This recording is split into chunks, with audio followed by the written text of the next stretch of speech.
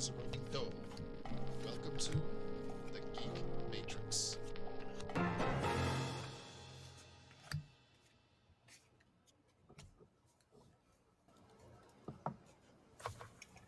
Hello, everybody. Welcome to the Geek Matrix DC Comics Review Show, episode number 274. 274.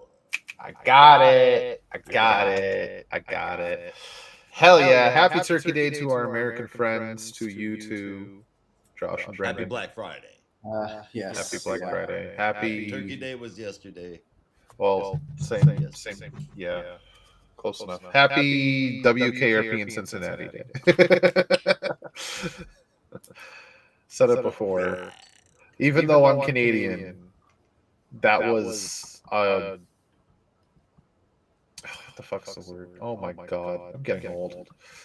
That was a tradition for my dad, is to watch that episode of WKRP, the Thanksgiving episode.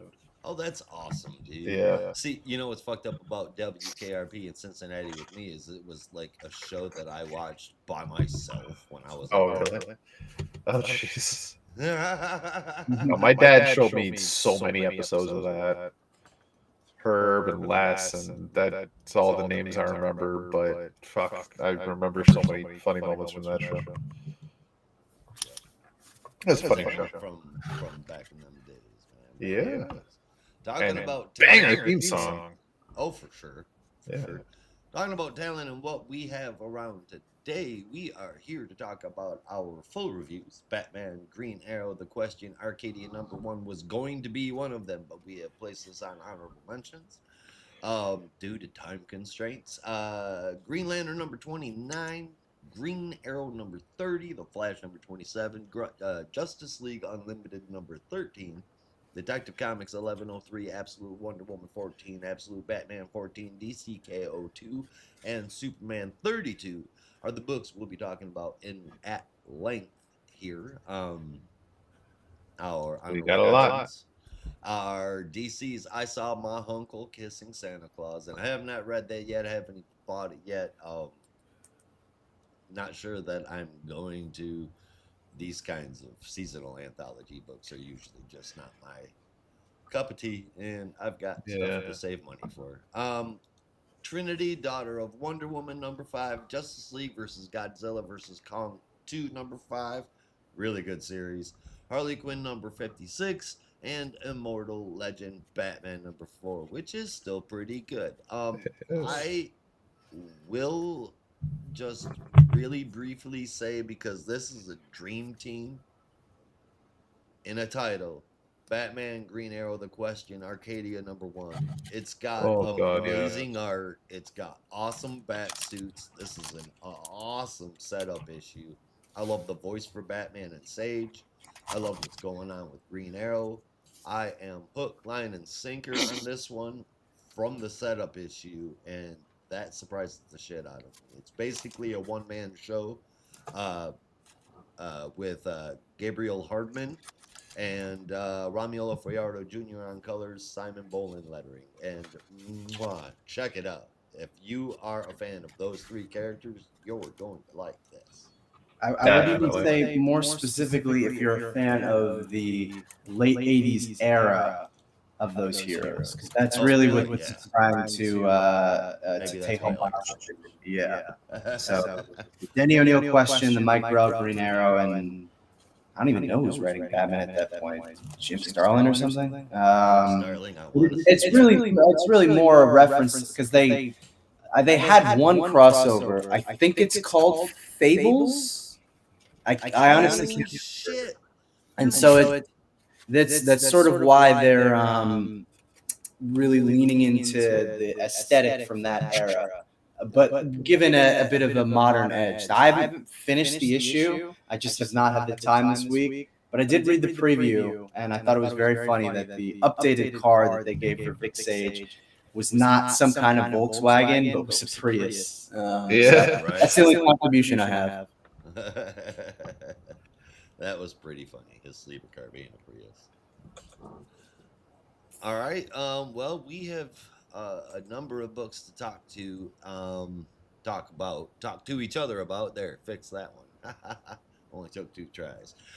Are we in the mood for any news? Is there any news out there for us before we jump into our books? Oh boy, is there ever. Not a lot, but there's a big one. There's a very big one that had all three of us kind of cringing a little bit earlier this week. Not necessarily in a bad way, but at the same time in a very bad way. I'm just going to double check real quick that there's nothing else before I get into that. Oh, okay. I will say actually this. December 1st, which, if I remember right, is next Monday on the Green Lantern subreddit, Gabriel Hardman is doing an AMA at 5 p.m. PST, 8 p.m. EST. So if you're a Reddit user, look forward to that. Look out for that. They did an AMA with Jeremy Adams a couple weeks ago, and it was a hit. It worked really well. So they got Gabriel Hardman, who did Green Lantern Earth 1, books 1 and 2, and is also doing Batman Green Arrow with Question Arcadia. Yep. So it's well timed. Perfect time. Yes. So yeah, look out for that next Monday.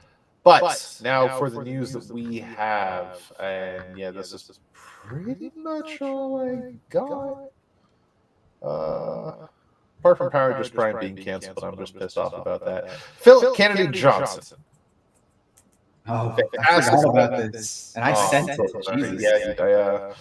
Philip Kennedy Johnson, fantastic writer, pretty much revitalized Superman. Both my co-hosts forgot about this. Yeah. Sorry to ruin your weekend, bud. I'm gonna wait for your lips to stop moving. So yeah, he revitalized Superman after Bendis took over and kind of threw him into the dirt a little bit. Really made that character mean something again, and I would say, and really brought him to a new height again. Not even you would say, or we would say, like DC would say, because I was going to mention this later, but I just have to say it now because I feel like I've been waiting to say this for a while. I have never, and mind you, I haven't been reading comics for as long as others, but in the past 15 years, give or take, I have never, ever seen DC issue a compendium followed by an omnibus as fast as they did for that run. Like, it ended in, what was that, 2023? Within a year. Like 1 year, they already had the World Saga compendium ready to go. I've never seen that before. So they knew that run was a hit. Yeah.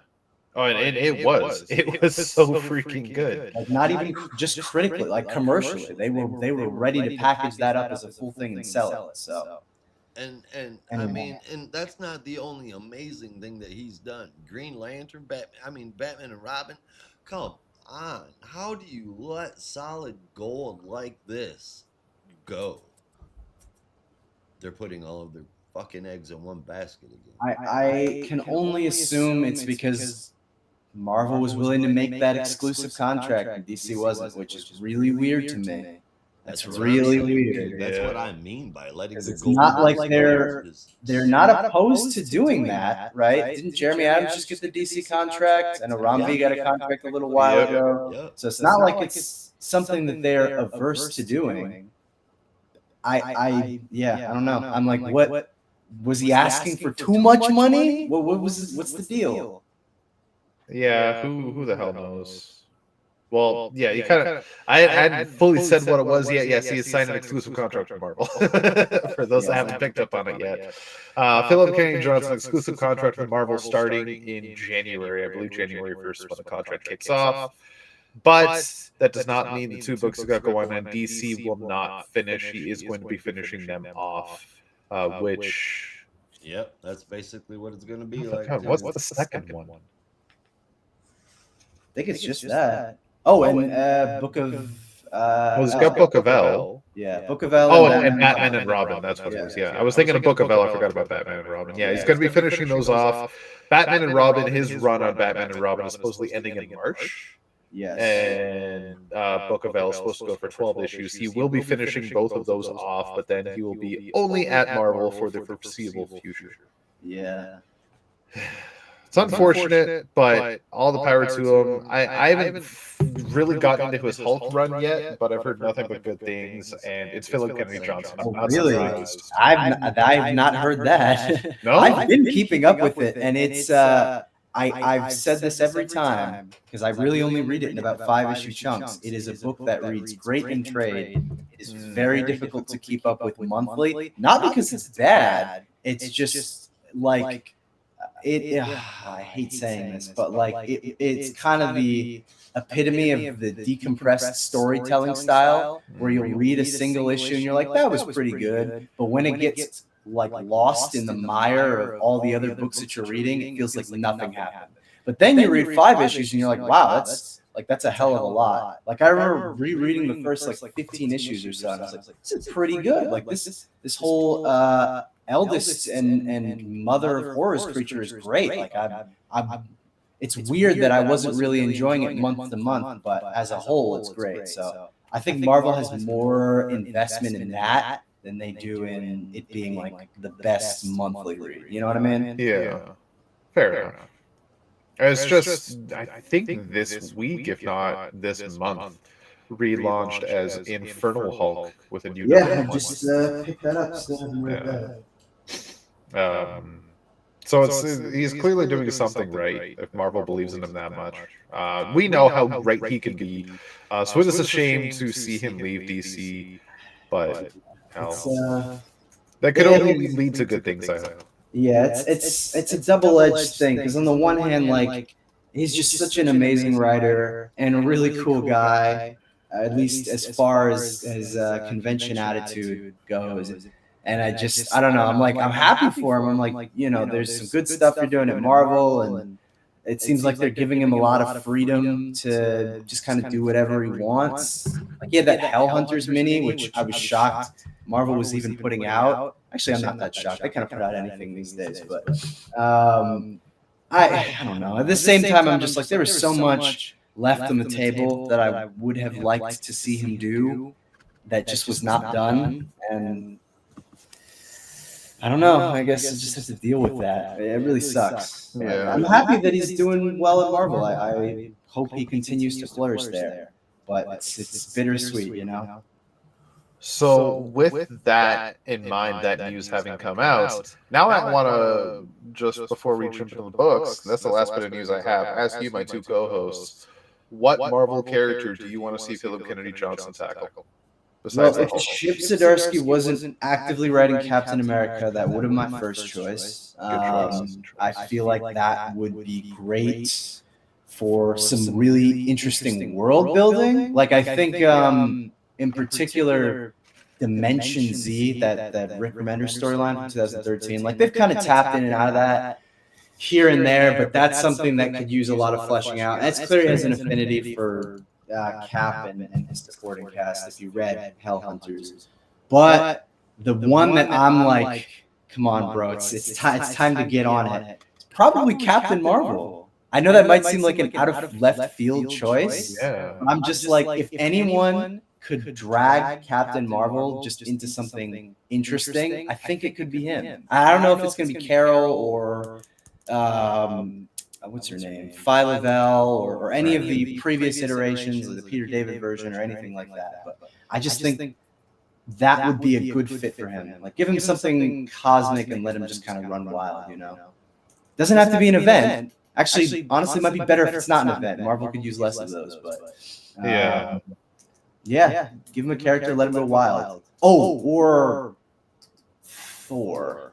I think Thor could be good too. Oh, he could rock Thor. Thor did have a very brief cameo in issue 25 of what the hell is that? The Incredible Hulk. And I thought that was pretty good. And it felt like maybe he had some potential there too.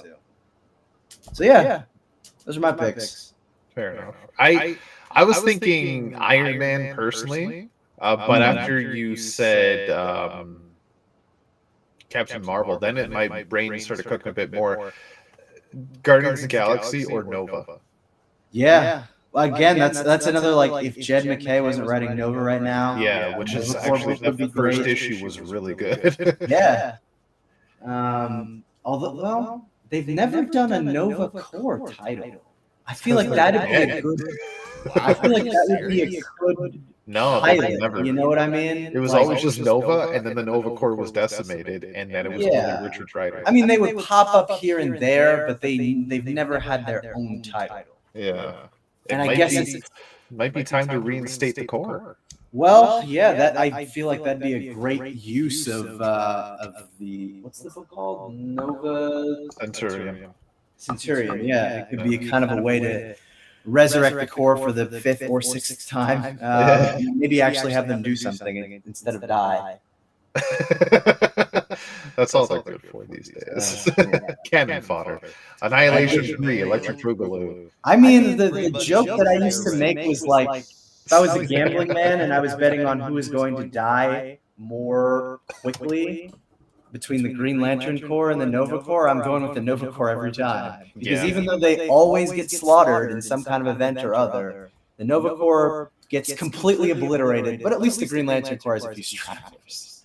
Yeah. Green Lantern Corps at least has their returnees. A couple of the lead characters have died a couple times, but like, they, Kilowog always comes back. You know, there are lanterns that they will never fully kill, and even if they do, it'll just be for a brief moment. But like the Nova Corps, when they're gone, they're gone. That's why you don't know any of their names. Couldn't tell you one. Apart from Richard Rider and Sam. Basically, Guthrie? No, Sam. Alexander, thank you. Cannonball. Sam, yeah, I was going to say Sam Guthrie. Right, Cannonball. Close. They both have a fire trail coming out of their torsos. It's true. Yeah. They've both been to space. Yeah. They both had relations with an Inhuman, in a way. Was Lila Cheney an alien? Oh my God, I can't believe I'm asking that question. I need to hand in my X-Men card. Yes, okay. Yeah, you could say they both dated aliens, so there's that.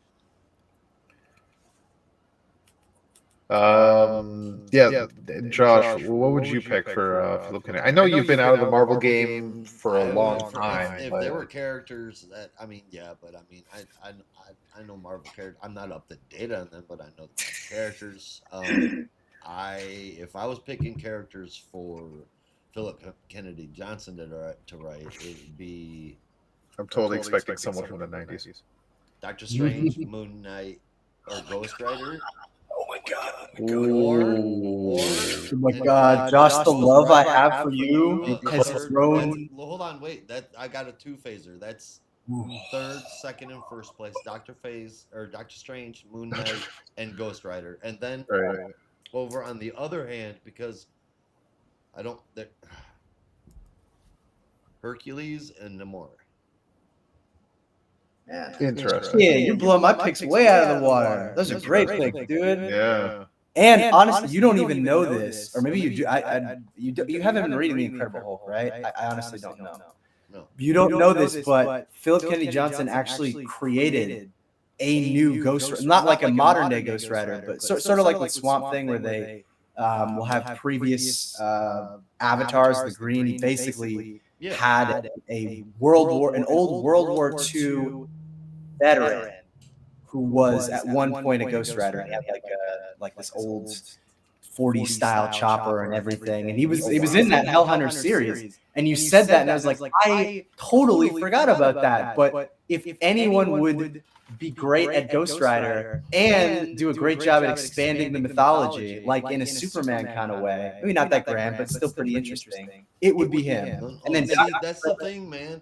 There is so much to the Ghost Rider character, so many iterations of it.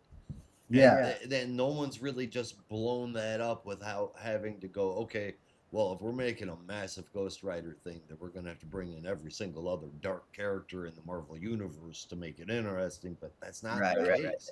You can just do it with Ghost Rider verse series. Yeah. Whatever. You know what I mean? I mean, you've got, the World War II guy, you've got Old West. Fuck, even the most modern ones with Johnny, Danny, and Robbie Reyes. And what's his face? The girl. There is a girl one too now, right? Yeah. That's what I'm saying. Like, you could really. That's a great idea. fucking Ghost Rider into the Riderverse. Something. Are you talking about into the Kushala? Vengeance verse. What was her name? Are you talking about Vengeance? Kushala? No, it was oh god, I gotta look this up. Because I'm behind on my Ghost Rider, but Kushala is a very interesting one that's in Battle World right now. Oh god. That's a Spirit of Vengeance? Alejandra Jones is her name. Huh? Alejandra Jones, I guess is her name. I honestly only I'm thinking of. Yeah, I only know her because she had a couple of cameos in that Ed Brisson Ghost Rider run. Nope. But yeah. Anyway, major, massive Spirits of Vengeance book. I'll read the shit out of that if Philip Kennedy Johnson writes it. I would say the big one for me, honestly. I wish I thought of that first. It's Doctor Strange. Oh my god. Doctor Strange needs someone who's like as creative and expansive as Philip Kennedy Johnson. It's been way too long, especially with alternate universes. Yeah, I'm like, come on, you that would be so good. He would be real. I think he would do really good and be able to do something really fucking cool with Hercules too. That would be like I could totally see him doing like a classic kind of very spiritual, metaphysical. I'm just using bullshit words now, but like one like that Steve Englehart run where he met God or something, you know, like something really creative like that, as opposed to just Strange lost the title of Sorcerer Supreme for the 5th time. This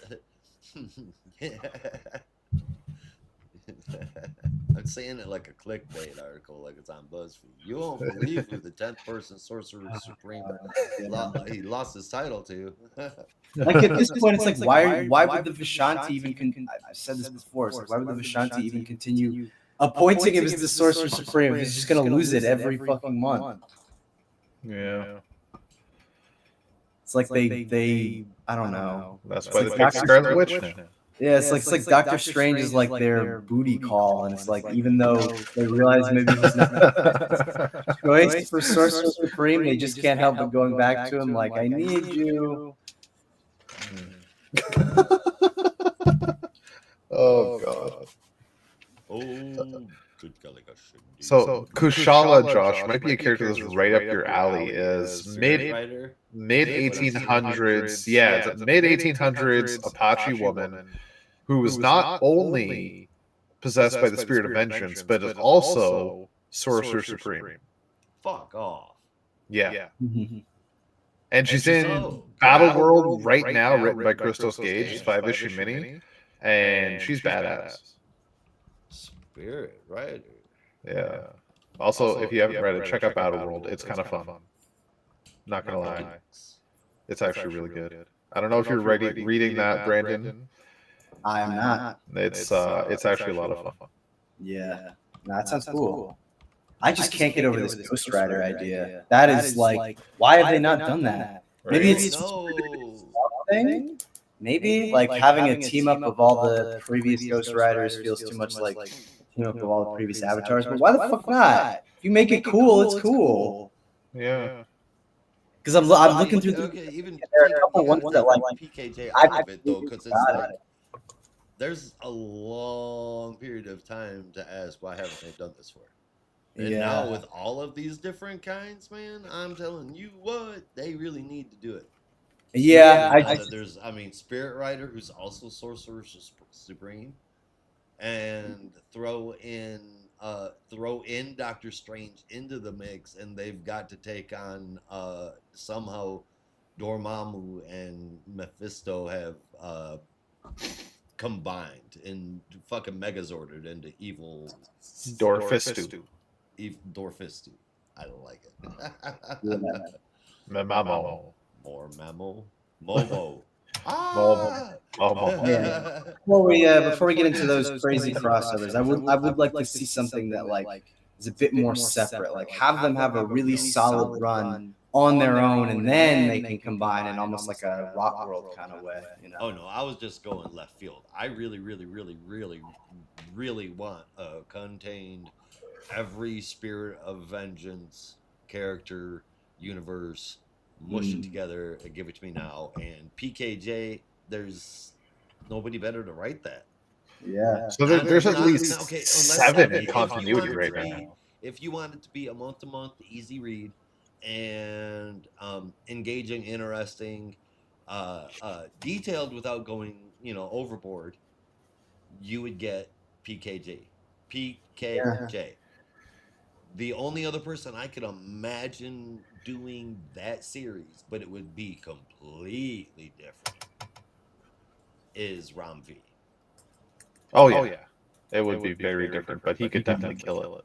Yeah. Yeah, both of them. I could almost see Al Ewing do it too, but I was thinking Al Ewing too, but I was like, I also don't know if he cares enough about Ghost Rider to do something. Yeah. Strange, definitely. That feels like it's been overdue, but although I guess if you read Defenders, you kind of got a taste of it. Yeah, but who read Defenders? I read Defenders. Which Defenders? I'm assuming the recent one you're talking about. Yeah, the Al Ewing, Javier Rodriguez Defenders series. The first one, not the defense, but yes, no, that was. Oh, that was a book after my own heart. Oh, it was a book after my own heart too, but then I read it and I regretted it. Ouch. I didn't finish it. I was not enthusiastic. The cosmic was this was too much for you, I guess. I just what the fuck is going on? Maybe. Let me put it in the most basic terms imaginable. We exist in the 7th iteration of the Marvel Universe. They were traversing the different iterations of the Marvel Universe. Boom, there you go. Interesting. Well, if that doesn't explain it all. Yeah, I was like, if that doesn't make sense, you are lost, my son. I am very lost. That's straight as a box of guts. Right. So you figure down here. You figure there's 7 Ghost Riders. Josh out of Georgia. Go / Oh, Josh, get out of Georgia. So you figure there's 7 Ghost Riders in continuity right now. If I'm thinking right. Well, maybe not right now. The other two, we got World War II. They're not all alive. Right. Yeah. I think that's what I was trying to say. World War II, World War II, Spirit Rider. We've got Robbie, Danny, Johnny, and I keep on. So the name's wrong, but I keep on wanting to call her Uhura. Alejandra. Yes. Although I guess it says she may be dead. I don't even know. They can always bring her back. But I mean, he did just say, dead, pretty much dead or alive. Yeah. There's no reason why the Ghost Riders wouldn't be going to hell, where they could, of course, be all Ghost Riders. Exactly. That's what I'm getting at. But there was also, correct me if I'm wrong, Brandon, if you remember, there was one in. It was like Avengers. What if Jurassic or whatever the hell it was called? Oh yeah, the Avengers BC Ghost Rider. That's a BC. Yeah. Mephisto goes after Doctor Strange or whatever, blah blah blah, and is about to become the Sorcerer Supreme himself. Mephisto. Can we? No, I like the enthusiasm. Don't even really have to be a part of the story. I'm just like, because he's not the Supreme anymore. I know. It's like I love the enthusiasm. I just cannot take another story of Doctor Strange has to fight for the title of Sorcerer Supreme. I'm like, he's so done. Good off doing his own thing now. He's no longer Sorcerer Supreme. Yeah. Massive that would bring all the spirits of vengeance together. Can't they just look for like I don't know, fucking what are the some key magical artifacts in the dark, not the dark hold. That's not the dark hold. Something else. I was gonna say the dark hold. Yeah. The light hold. The light hold. The light give. The opposite of the dark hold is the light release. Yeah. which is what God does. It releases light. Oh, That's why the dark world is so evil. Cheap massage parlor. Now that's a good one. And with that, oh wait, hold on, I got one. I feel like that might have been super loud. We heard you guys nothing. ready to get into the books, man? Yeah, let's do it. Let's do it. We've had our fun discussion.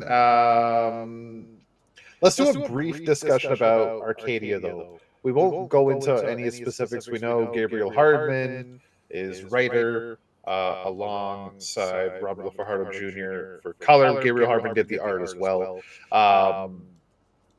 What do y'all think about it? It was actually really good. Not as bombastic or deep as I thought it was going to be, but for a first issue, it was. What can I say? I didn't read it. I still You didn't read it yet? No, I haven't had time. Oh shit! Damn.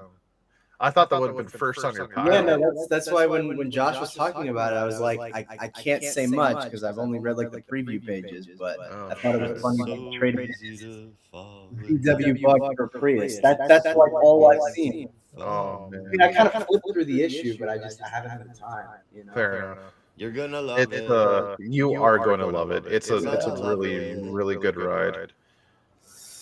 If it would have been the show, it would have scored in first place. For me. Yeah, I would give it like a 9.5. Oh man. Oh wow, 9.5. I was gonna say the same fucking thing. Hell yeah. I was gonna say the same thing. All right. No, that's that. We've shined a little light on, I guess, shown a little light on a book we didn't cover. So let's get a little light up on her. Released some light. We'll do a light release. Oh god. Yeah, this is Green Lantern, Green Arrow making a return. Technically, for one issue, one night only, is Green Lantern number 29, but we're harkening back to the old Denny O'Neil days. So yes, Green Arrow and Green Lantern in a betting man, written by Jeremy Adams with art from Carmine Di Giandomenico. Colors from Romulo Fajardo Jr. and letters from Dave Sharp, with the cover from Eddie Barrows, Eber Ferreira, and Romulo Fajardo Jr. So, simply put, Ollie is investigating something going on. The whole section of Star City is just under some construction, things being bought up left, right, and center. And, people are being sent away, and real estate's dropping, and some shit's going on, and he's investigating it, and he gets caught by a whole bunch of armed goons. So he calls for Justice League help. As we heard at the end of the last issue of Green Lantern, he heads off to help him. As Ollie jumps out a window, Hal arrives just in time to construct. They meet up, discuss what's going on, and they head up back to the top of the building, take out the goons, and then later on discuss at a bar what the hell's happening next. Excuse me. Hal explains to Ollie that there is some shit going on in his life they can't get into right now. He saw some stuff in the Book of Oa, and it's shaking him up a bit, but he'll figure it out. Some shit, man. Yep. And and Ollie helps lift his spirits with a bit of a bar brawl. They figure it out, or they win, obviously. They have some fun as Mr. Terrific calls them in, saying that he's discovered some stuff about what's going on with Green Arrow's investigation. And there's a company called Omega Construction that is buying up all these properties, and they started doing it, like, interestingly, around Darkseid exploded on the Justice League Watchtower. So they head back into the city and head straight to Omega Construction to investigate, where they get attacked by a whole bunch of robots. The pair are able to take those robots out, and they head deeper into the building, where they find a giant white room, and underneath that white room is a being called Extingency, the AI robots kind of controller of Omega Construction. He was created to figure out the future and how to help protect the future, and as it came online, discovered all the things that were happening with Darkseid and Apocalypse in the Earth being terraformed. So it's kind of authorized the construction of a bunker, an apocalypse-proof bunker. And only the most rich and powerful will be allowed in. Green Arrow and Green Lantern need to put a stop to that right away. But they are found by some gigantic fucking robots, very reminiscent of Zaku's. But if you're a Gundam fan, you know what I mean. Zaku. It's no Zaku, boy. It's no Zaku. They have a heck of a time fighting it. In fact, even a second one shows up, but they're eventually able to figure it out using a giant arrow construct that Ollie is able to fire. The robot destroys the arrow construct, but within the arrow construct was an actual arrow that pierces its eye and blows up its head. So they are able to win that fight. Mr. Terrific shows up with some Justice League members. What did you see differently? I saw him do. I saw that they were both light arrows, but he did his Robin Hood trick. Yeah, an arrow and an arrow. Yep. Yeah.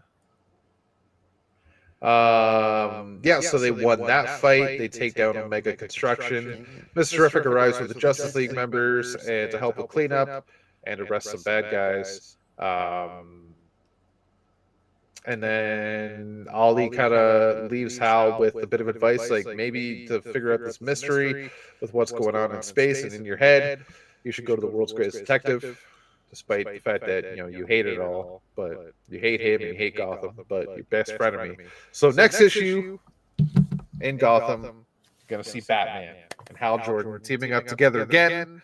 That's gonna be a fun one. That's the one I'm most excited about because I love when Hal Jordan and Bruce Wayne interact. Hell, I love when Batman and any Green Lantern interact. It's always a hoot. This issue, though, felt very classic in a way.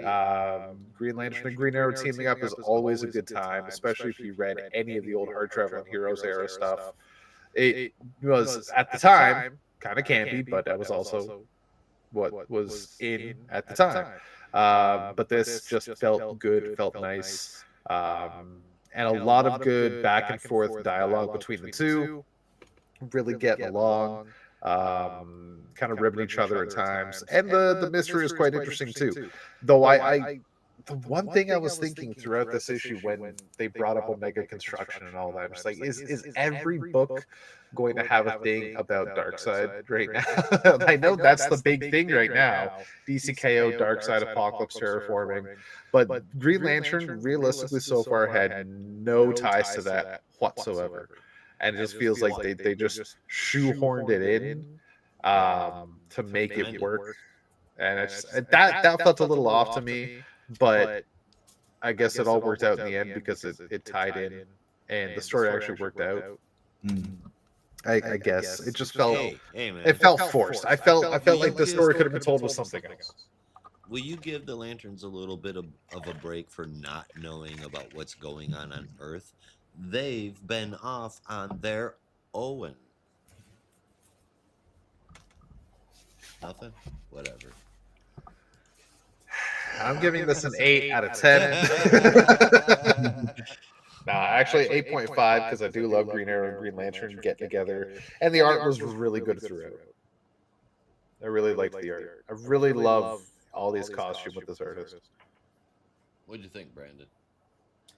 I'm right there with you. Fun issue, always great to see Hal and Ollie team up and get to work together. But likewise, I definitely want to see what the dynamic is going to be like between Bruce and Hal, because it's been a minute since they've had a just the two of them teaming up. So that should be interesting to see how they get along now these days, given everything that's happened between them. But no, this was just a fun team up issue. It's great to, like I said, it's great to see Hal kind of connect with Ollie and talk about some of the stuff that he's going through, and the things that he's seen with the Book of Oa. So just solid stuff. Kind of hope they continue with this a bit more grounded, character-focused approach. So 8 out of 10 for me.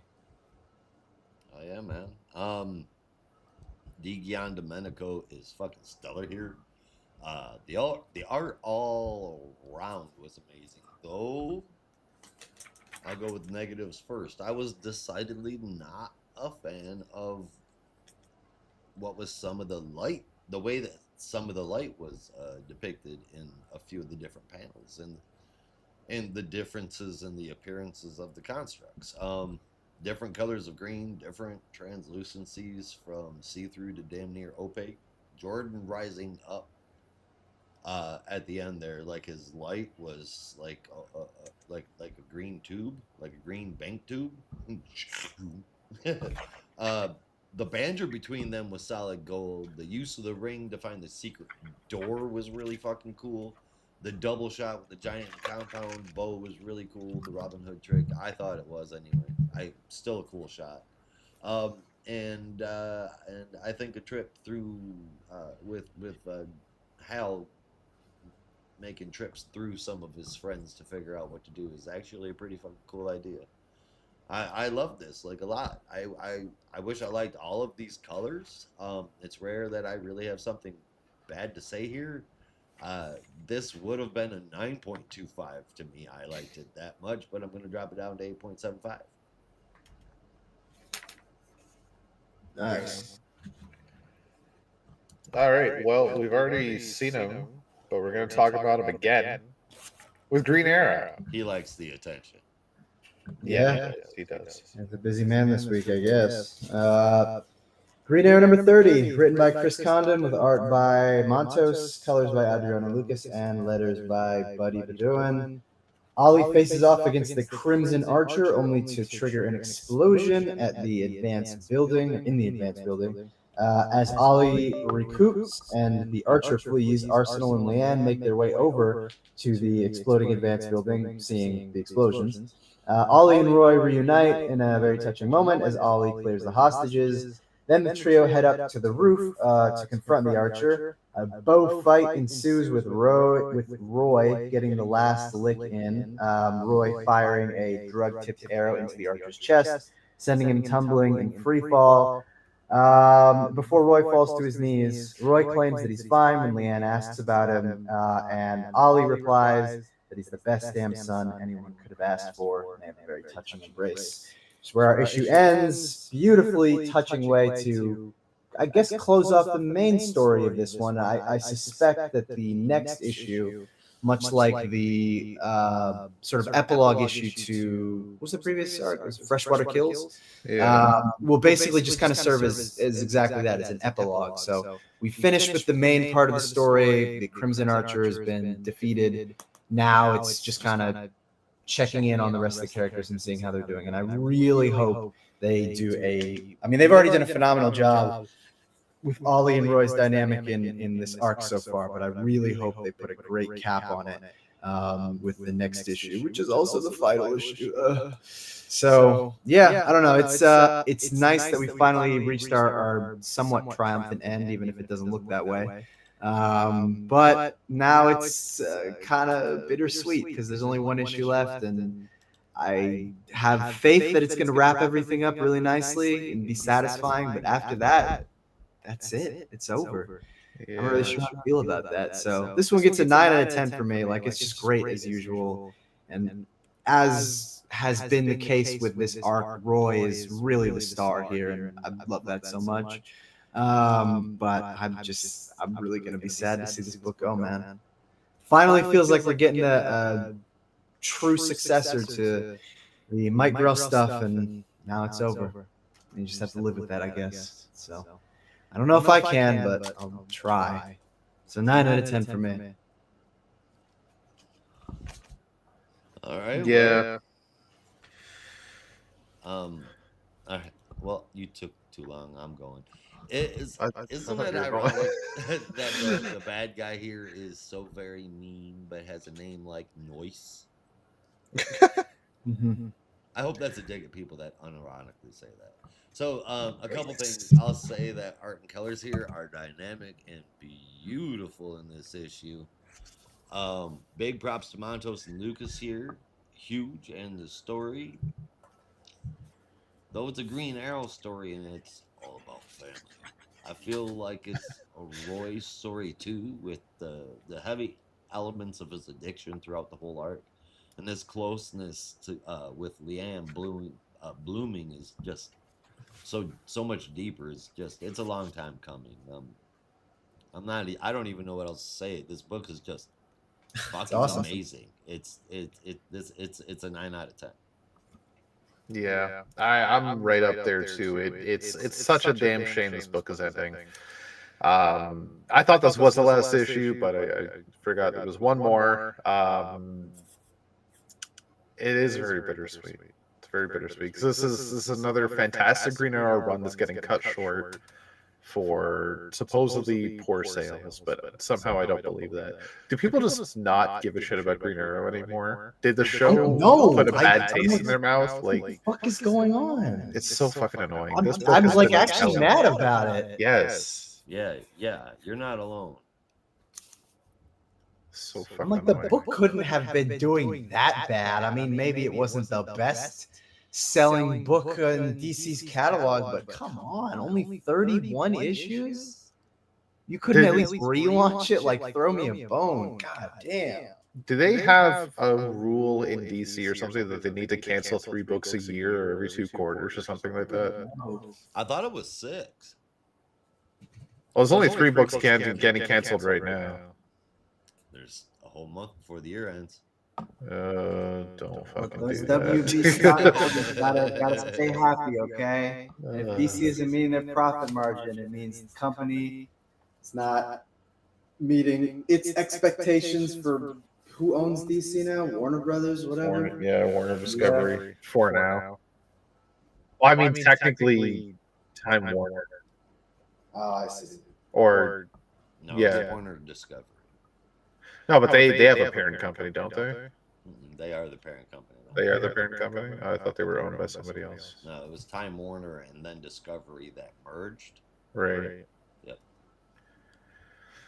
Like, Ted Turner owned them for a while, didn't he? No, different thing. Different thing. Okay. Yeah. That was the Turner. Right. Yeah. So no, fucking stellar issue, stellar series, stellar book. Damn shame it's ending. And this one just had all the feels. You get to see Roy and Leanne leap into action together as father and daughter. You get to see them team up with Wally and leap into action together, all 3 of them. Ollie with a whole reunion with Roy, and it tugs at your heartstrings.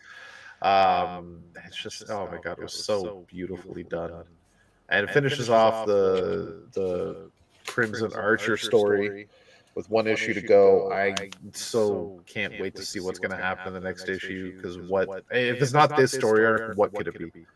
Right, wrapping up loose ends, or who the fuck knows? All I know is it's a damn shame it's ending. I'm so pissed. It's getting a 9 out of 10.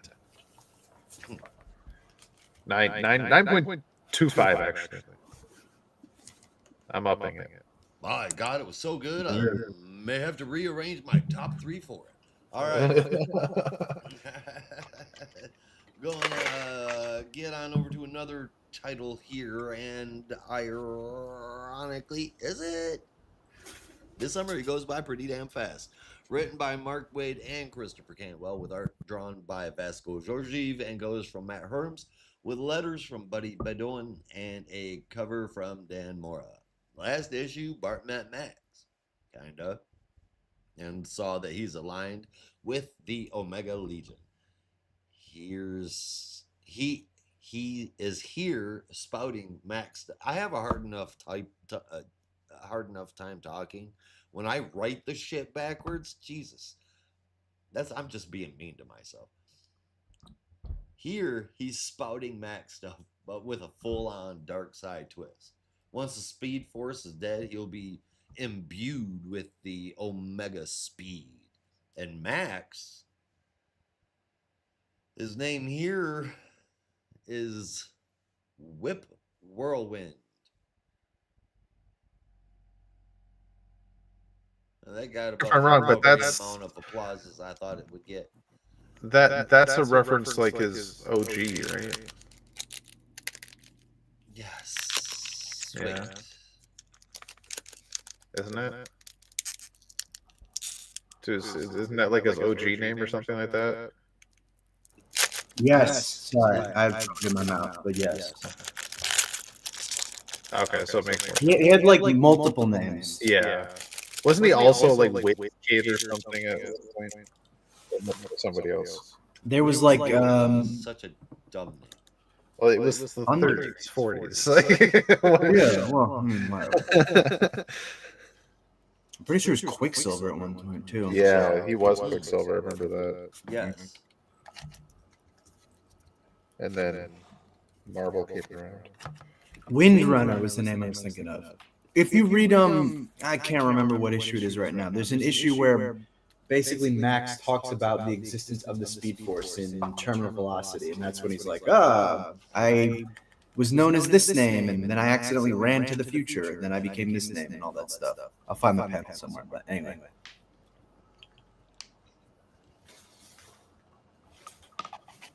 Anyway, Good day, folks. So if you didn't know what Whip Whirlwind is, now you know. Yeah, and there we go. I had forgotten. I hate that they couldn't use Quicksilver. That pisses me off. But I feel like there were one or two other ones I would have been okay with. Whip Whirlwind is just. It's dumb, but it sounds like it's an 80-year-old name. I don't know. Is that really any more stupid than Plastic Man or which is also an 80-year-old Sandman? You know what I mean? Like those are no. Yes, that is dumber than those names. I guess. Whip Whirlwind. Anyway, Bart gets away, runs by Wally, who follows. I said this was gonna take a very short amount of time, but this Flash has got poor sense of direction.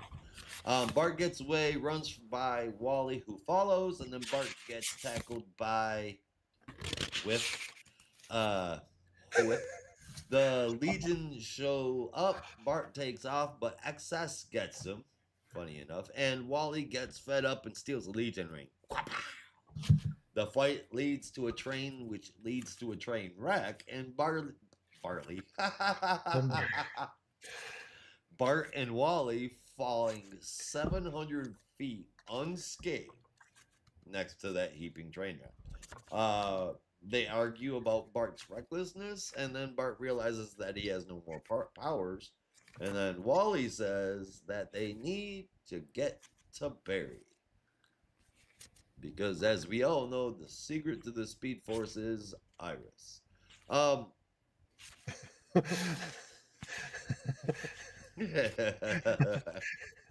If you know, you know. Stop. That's the most weird art choice for the Bart sidestep. I know my co-hosts here probably aren't gonna mind it, but the weird ass Bitmoji stickers. Tell me you haven't read the page where they were like, "This is who the Legion Legion is," and that was done in those weird ass. What'd you say, Brandon? I said, tell me you haven't read the original Impulse series without telling me you haven't read the original Impulse series. But I don't. Bitmojis, excuse me? That's what it looks like, and I thought the same thing then, dude. The story was awesome. Okay, it's impossible for you to have thought the same thing back then because Bitmojis weren't a thing back then. I thought that the art wasn't good. I didn't like the way that it was. I didn't like that. Yeah. It drove me bonkers. But if you're like in 1998 saying, "What are these Bitmoji things?" I'm gonna fucking call shenanigans. I'm sure it was stupid little drawings or something to that effect. Yeah. But regardless, anyway. Fair. I mean, did we need a thought bubble of a cartoon depicting Bart plus Darkseid equals bad? Anyway, yes, Whirlwind is a dumb name.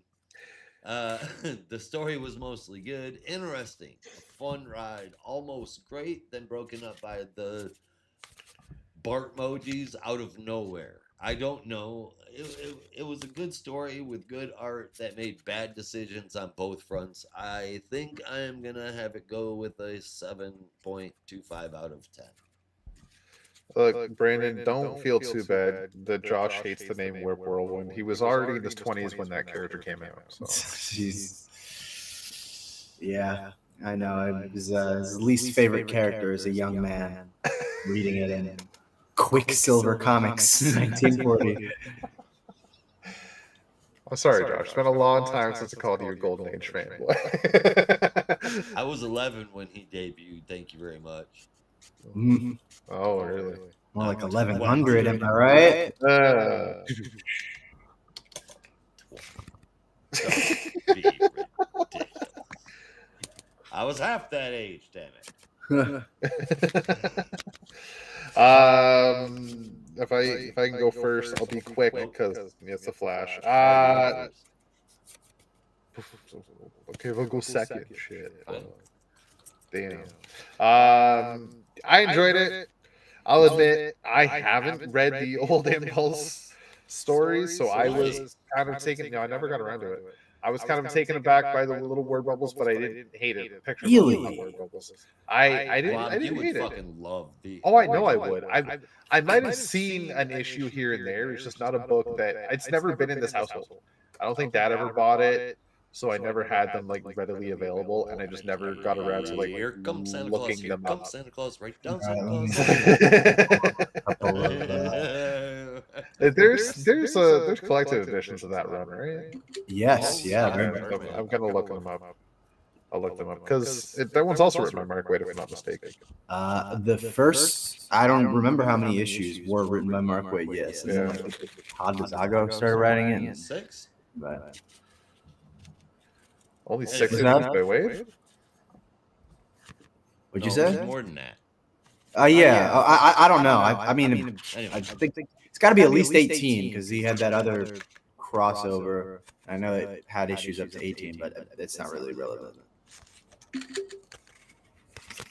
Well, anyway, little cartoon bubbles didn't phase me in the slightest because it just felt like Bart. I'm gonna be honest with you. I get it if you didn't like it, and it's not up your alley. That I completely understand that distaste. That just to me it felt like Bart Allen. But you'd never seen those before?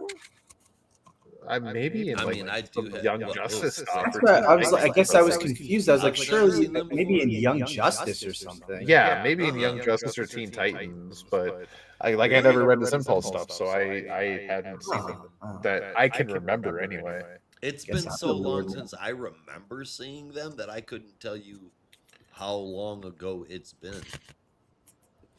It's I mean, pretty- probably at least since the Looks like late 90s, early 2000s. I kind of phased that out when he became Kid Flash, but yeah. It's been 1 week since you looked. anyway. All right. Okay.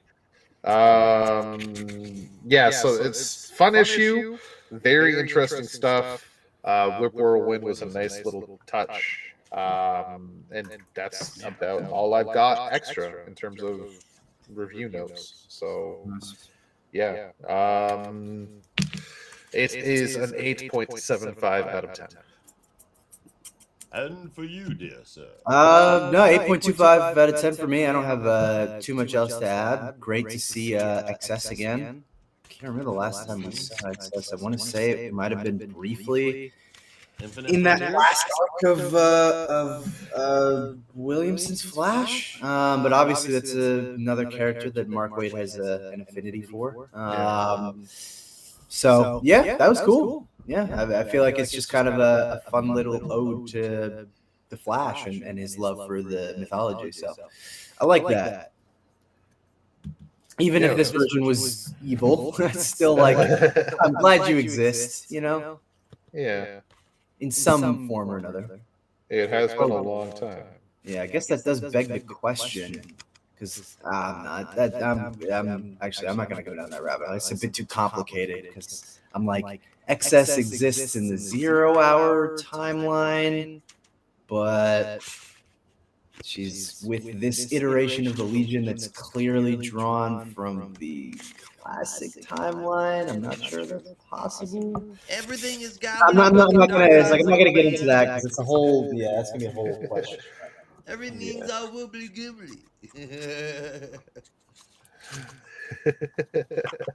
Everything's all fucked up, man. Everything's all fucked up, man. All right. Well. All right. So we're gonna move on from that to the Demon 3 versus Justice League Weird. Rob, take it away. Yes, sir. This is Justice League Unlimited, written by Mark Waid, yet again, with art from Dan Mora, colors from Tamara Bonvillain, and letters from Ariana Maher, with the cover from Dan Mora. That's an appropriate title. Justice League Weird. I mean, like, they're called the Terrific 10, but I don't see how it's. I don't see how it's inappropriate. It's a weird Justice League. Except back in the early 2000s, it would have been a dope-ass Justice League. Just nowadays, kind of weird. But, let's find out what happens to Team Weird. Oh, nothing good, because they go up against the Demons 3. This whole thing is kind of narrated from Alan Scott's point of view, where he is classic Alan Scott. Very gruff, very serious, and very mentory in a tough way. Gets a lot of tough love. And a lot of the heroes here are kind of out of depth. Didn't realize they could even go to hell. Superman especially is kind of just really fucked up. Though I could have sworn at this point in his timeline he'd already interacted with hell many times. Yeah. So that felt a little off. So yeah, they're interacting with hell. They're in hell. They're fighting the Demons 3. The Demons 3 are just fucking them up. Dr. Fate is ready to cast a spell to buy the other heroes time to escape, but Guy Gardner says no. The rest of the team's going to need some big magic later on. So you go while me and Power Girl hold them off. They do just that, but die just seconds later. The two of them ripped to shreds, where the rest of the team are able to escape. That was hard to look at. like Power Girl Kara was literally pulled cut in half. No, that was Guy Gardner. Oh, Guy Gardner was pulled apart. Pulled apart. Pulled apart. Yeah. Like if you remember, I want to say it was Kyle Rayner's death in the Injustice comics from the Sinestro Corps. Yeah. Very similar. At the same time, Kara was sliced in half. At the same time, also, this is Warrior Guy Gardner. Warrior, so I don't feel too bad. You know? But he had that whole thing with Tora, and they say, there's nothing back home for me anyway. As he dies, I kind of feel a little bad.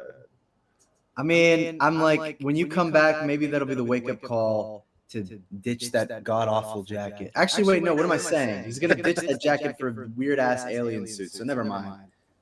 Be careful what you ask for. You gotta pick. Like, all I'm saying is, like, his Lieutenant Guile hair is no better than his handlebar mustache in the Red Lantern. Okay, don't even bring that one up, dude. Like a Hell's Angel. Meanwhile, on the Justice League Watchtower, Red Tornado has been rebooted thanks to the Challengers of the Unknown, and he is bringing himself back up to speed with the help of Blue Beetle. Kind of just figuring out what's going on with all these different heroes across the planet. Trying to rally all the villains that they can. Following up with how Neron has powered up a lot of the villains. That's why the Terrific 10 are in hell to figure out what the fuck is going on. Martian Manhunter, Kid Flash, and Dr. Occult are going up against Chroma, Dr. Spectro, and Rainbow Raider with a very funny line from Kid Flash. They are just assaulted by color and emotions are spiraling all over the place, but Kid Flash is able to knock them down using his speed, traveling differently from the speed of light. He's zigging and zagging, which is quite smart. He's able to take out all three people at once. and then tries to rally these two other heroes with him because he was able to squeeze the truth out of Raider to find out what these guys were planning, and it apparently is really, really bad. Meanwhile, back in Hell, the Terrific 10, or now Terrific 8, are planning their next move, trying to get deeper into Hell when they come across another demon. Who I don't believe was named. She has snakes coming out of her eyes and giant snake tail, and is just disgusting. She is squeezing the literal life out of everybody before Mr. Terrific says, I have a game for you. She likes to play games, so he says, I have a game for you. I say a statement, and you tell me if it's true or not. And that statement was, this statement is false. True or false. Basically an unwinnable object, unwinnable question. So she just figures he was cheating, and just decides to attack them anyway because he cheated. So Green Lantern takes his turn, puts up a giant construct to hold her off. However, he had let slip earlier that he is weak to wood. His constructs do not work on wood. So she transforms her snakes into wooden snakes, which breaks through his construct and right into his body, tearing themselves all throughout and tearing him to shreds as well. Alan Scott is now dead. The Terrific 10 is now the Terrific 7, all in one issue, and Neron is watching the whole thing unfold deeper in Hell. This was a hard read, I'm going to be honest with you. It was hard to look at times because it was very gruesome, pretty much what you'd expect in Hell. But some of the deaths were just shocking in a way with how sudden they were and how gruesome they were for some of your favorite heroes to go through. And I know they said in the previous issue that these heroes plucked from time are plucked from seconds where their timelines continued, and these versions of themselves don't really have a home to go back to. So it doesn't matter if they die or not. They are expendable, but it's still fucking hard to look at, right? So kudos to the art because they did a really good job at making these heroes look dead. But even bigger shout out to the Dr. Occult, Kid Flash, Martian Manhunter team up, because that's a fun little team against those three jobbers, as Kid Flash puts it, which was really, really funny. Apart from that, not much else happened with the story, so this gets an 8.75 out of 10.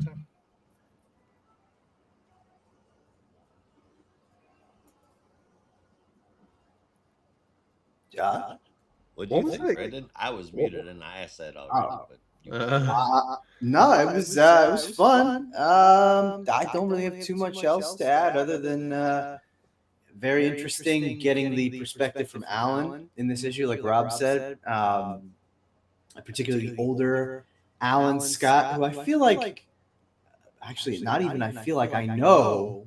In Kingdom Come, we never really got to see that much. It was just like in the background. I know you had that castle on the moon or wherever the hell it was, but yeah, I don't know if they ever explored him in those Kingdom one-shots. I don't think I read those, but no, it was great seeing his perspective and being like, I remember when, Superman was blue and all that kind of stuff. So I like that framing device. But I don't know, aside from that, like, it really just kind of feels like supplementary material to DCKO.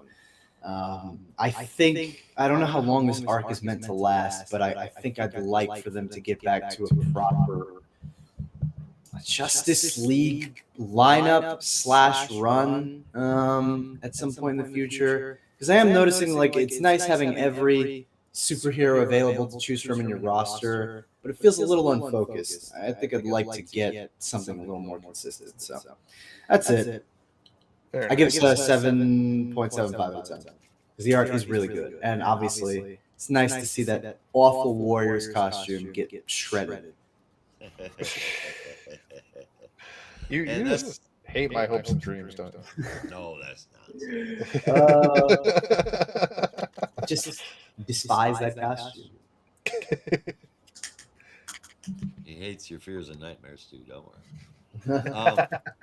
Yeah, I saw this as the Demon 3 versus Justice League weird Power Girl getting pulled apart, Alan decimated, or not Power Girl, Guy Gardner. Guy Gardner. You know, I mean, all of them, even young Batman Beyond needing to be pulled up by his ears to, get his shit together. It was good, and they haven't even made it to the bad guys yet, really, let alone Neron. It's nuts. I think it's nuts, and I think it's nuts in the best way possible. This title was made to serve what we're going into with DCKO, and I don't know that I don't know I'd be able to say with any kind of certainty that it's going to exist after DCKO. Yeah. It's really crazy that they're killing off these other versions, but like Rob said, they don't really technically matter. Or maybe that was Brandon. As one of you said that. It is a way to have real impact without messing with things too much, though. I had a hell of a time reading this issue. I really enjoyed it. Side note, man, those unwinnable questions like Mr. Terrific asked, that's what got me kicked out of adult Sunday school at 13. Yep. I said, if God makes an unmovable rock, can he move it? And that got you kicked out? That got me kicked out. I was not allowed back in. I would already been moved from teen to junior adult, and then to adult study for asking thought-provoking questions. I call thought-provoking. That's like simple fucking question. That just screams I'm insecure with my belief. Hence the spiritual journey I took after getting kicked out of church. I give this one a much higher score than my co-hosts. I give it a 9 out of 10. Hell yeah. Best issue of JLU yet, to me. Which Fair makes sense considering that this might be the lowest scores they've given this series yet to date.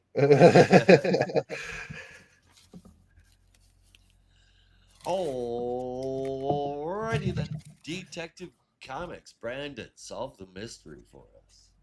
My pleasure. Detective Comics I didn't figure was written by Tom Taylor. Okay, I figured that out. Art and colors by Mikel Hanin. All right, now we're cooking. And letters by Wes Abbott. Look at that. Mystery solved. All right, next book. No.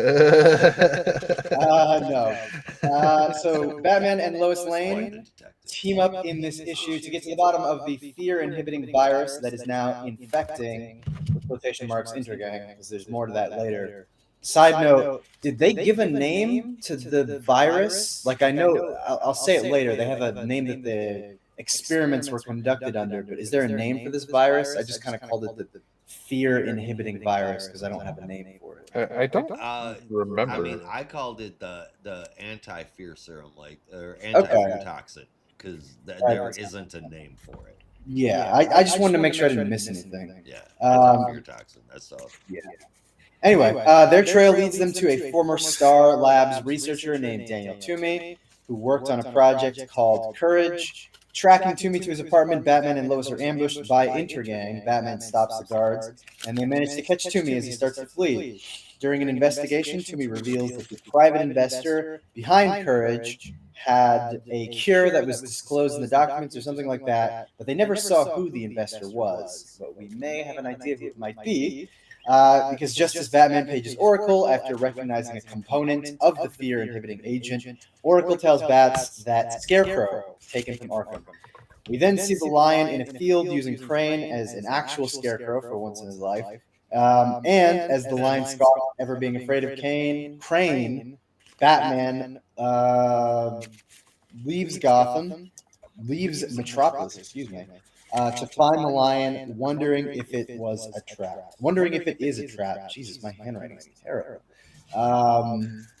It's like impossible to read. No, it's a solid issue. And I'm just really digging this. I don't know if I'd call this a grounded mystery, but I would say the stakes aren't incredibly high, which I think I like. This and the previous arc that Tom Taylor had have just felt very contained. And just like they're detective almost stories, right? yeah, they're almost like like classic one and done arcs. Essentially, we had the Elixir one, and that one was a little bit longer. Now we have the Courage That Kills with this new character, the Lion. Like, it's nice to have something that I think is a little bit more contained and doesn't have to be 15 issues long.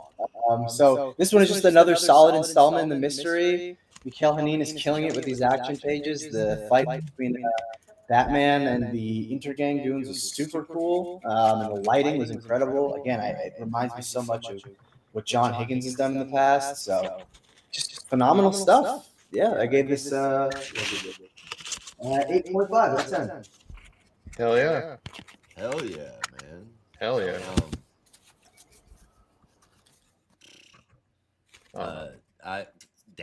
I mean, for a villain that I initially wasn't really that impressed with, I am really digging the Golden Lion.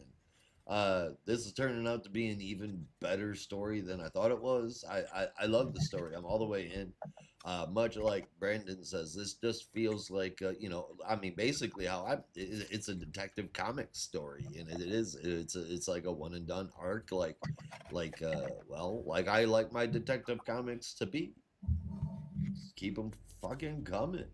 I'm all the way in, and with the other wheel driven by Mikhail Yanin, this is just fantastic. I absolutely love that Batman is fading out the way that he is, the way that it's being written. It's just perfect. I give Detective Comics another 9 out of 10.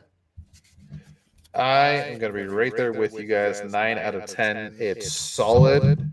It's been an amazing detective story. That's Tom Taylor might be in my top Detective Comics writers right now because he's actually writing mysteries. And there's been fantastic Detective Comics writers, but none of them are written mysteries. They've written Batman stories. Yeah, I don't know if you will ever remember that or not, but calling for Tom Taylor to write Detective Comics is something that I've done since he wrote that little one-off fucking story like years ago.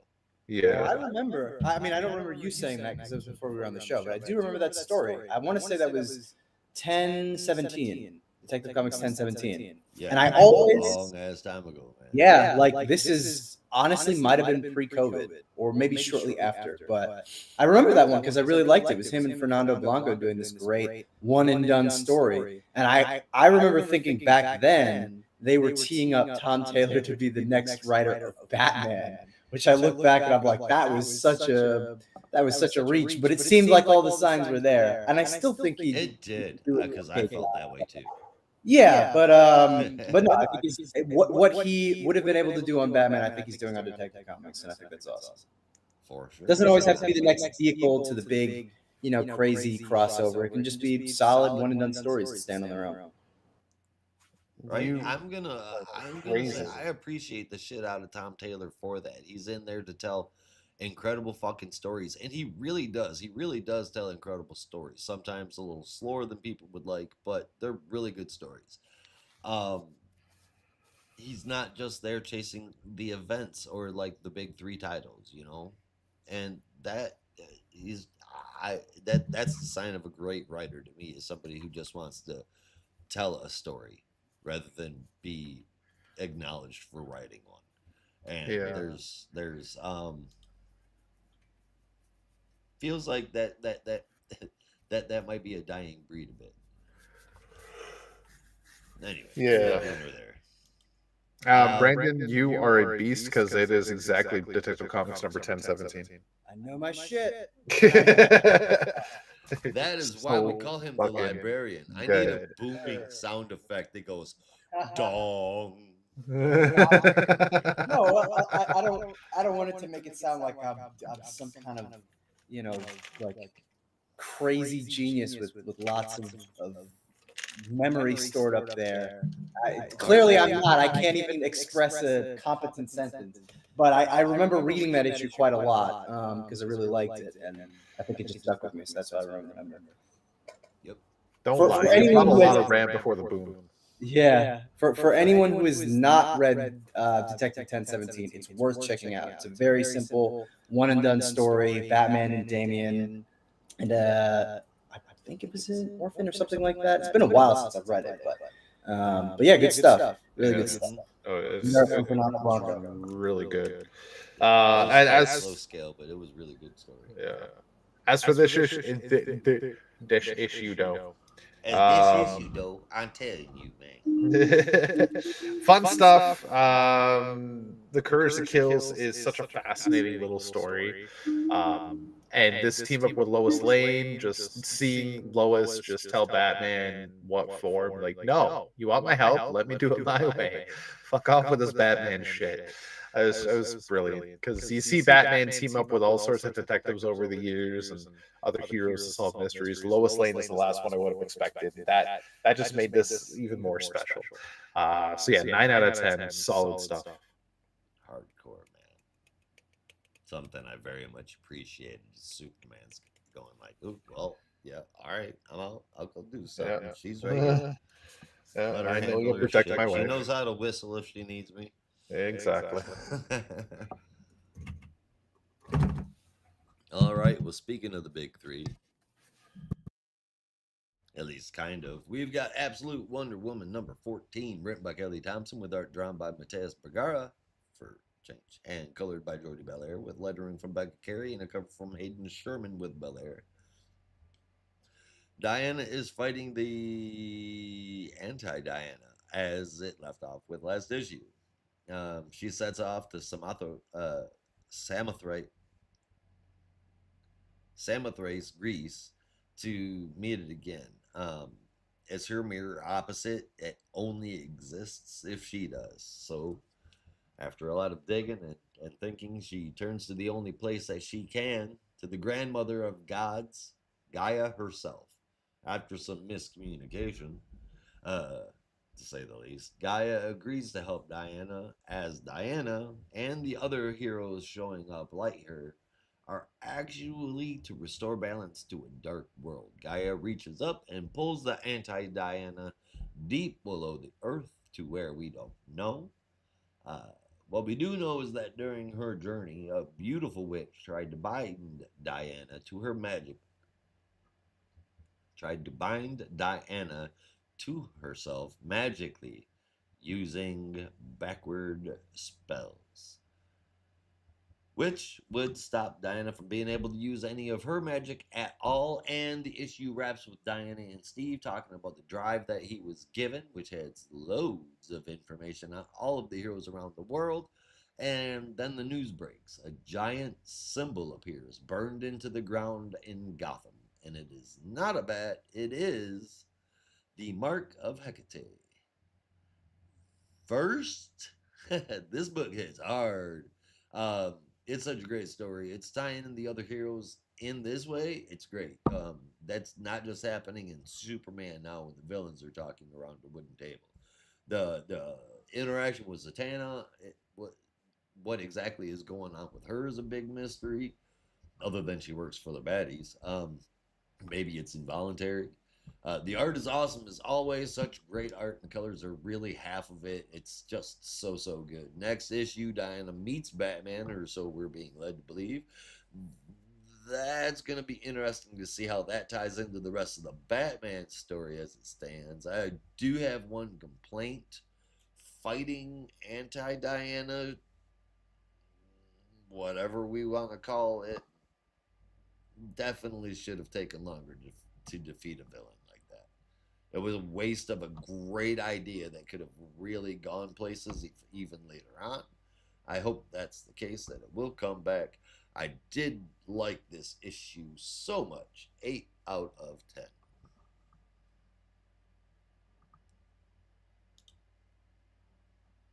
You're muted, homie. My bad. I was rustling paper, so I didn't want to make too much noise. Yeah, The world thanks you. Thank you. The kind of pseudo brief introduction of Absolute Zatanna was brilliant. I thought that was really good foreshadowing, really cool, and I can't wait to see more of this character. Also, the tease of the Wonder Woman Batman team up in next issue, so fucking stoked. Gaia going straight to the source of gods and the earth. Damn, when I saw she was interacting with Gaia, I thought, okay, there's something gonna happen with the green. Not yet that we know of. But what I love most about this issue is the revelation that characters are finally cluing in that there's something wrong with this world, that there's no balance, that evil is ruling it, and that something is not right, and perhaps always has been, and even Gaia is recognizing that. So it really makes you wonder what they're teeing up for the future. That the characters that exist within that world are realizing something is wrong with it, and that evil is maybe ruling a bit too much. That are they going to try and fix it? Is there maybe a potential heal to that world? Is there a way to defeat that evil? We'll have to see. It raises so many questions. It makes me even more excited for this absolute world. I can't wait to see what fucking happens. This is getting a 9.25 out of 10.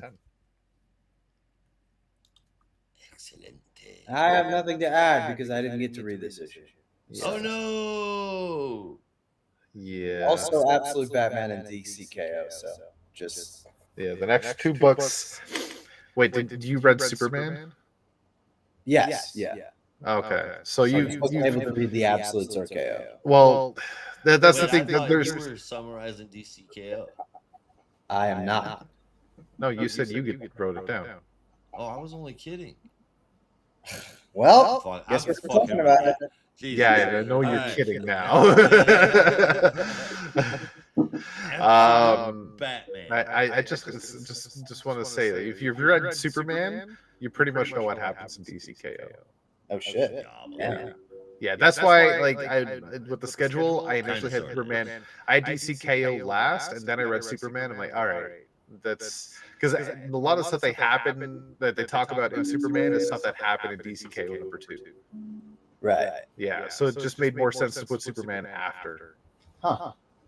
Well, it'll probably make a little more sense when I read DCKO then. Yeah, there's going to be other stuff, other surprises in DCKO number 2 that are not mentioned in Superman, but for the most part, you get the gist of what's happening. Yeah. But I'm sorry, I will end up spoiling a couple things because there's one thing in particular in DCKO that I want to bring up that I do not like. Don't worry, I'll plug my ears. All right. But for now, Absolute Batman numero 14, is it? Man, I don't know. Can you read DCKO right now? Because I don't know how to do that. I don't know how to do DCKO without spoiling it. My whole damn thing is gonna be like, say so. This character did this person did that, and that person got squashed, and this person got eaten. Harley gets then and Jay Garrett gets before Hawkman goes over, and it's really bad. If you want, like, Brandon, do you care about spoilers? You're fine. Okay.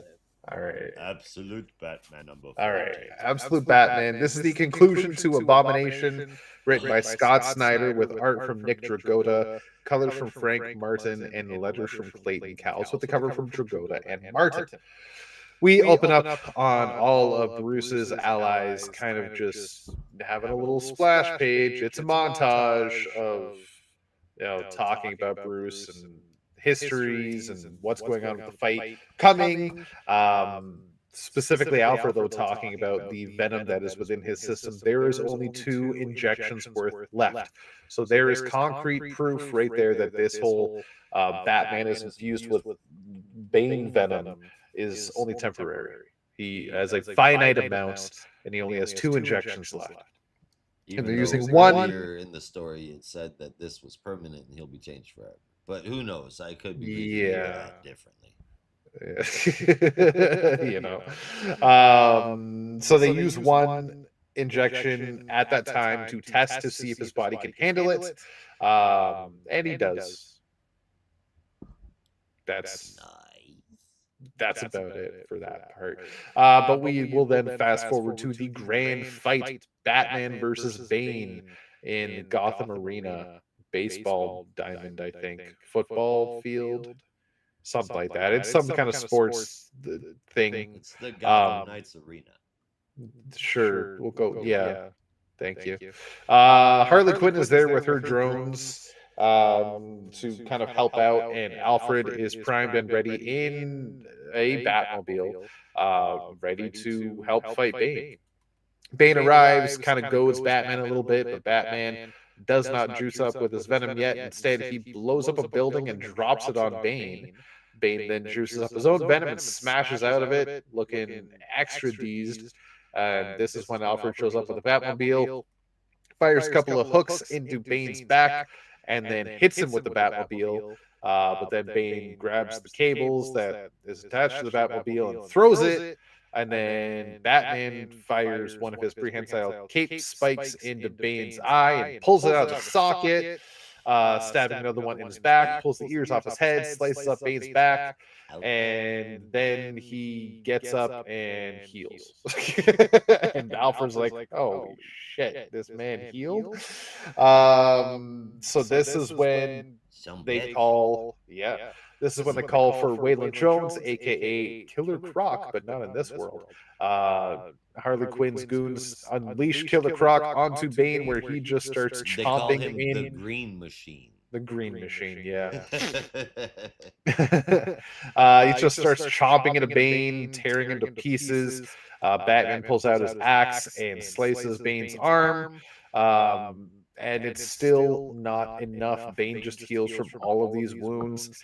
Damn near splits Waylon Jones from tooth to hip. But then Batman gets in the way, slices down on Bane's back, right through his spine, which prevents him from walking, and then slices into his arms, which prevents use of those arms. Excuse me, and then kind of goads at Bane a little bit, but then Bane just unleashes even more venom. His spine just starts gushing out of his back. Muscles are protruding from all the orifices. It's a level he has never reached before, and the doctor in his ear is even saying that he's surpassed any limit they thought possible. He begins beating the shit out of Batman.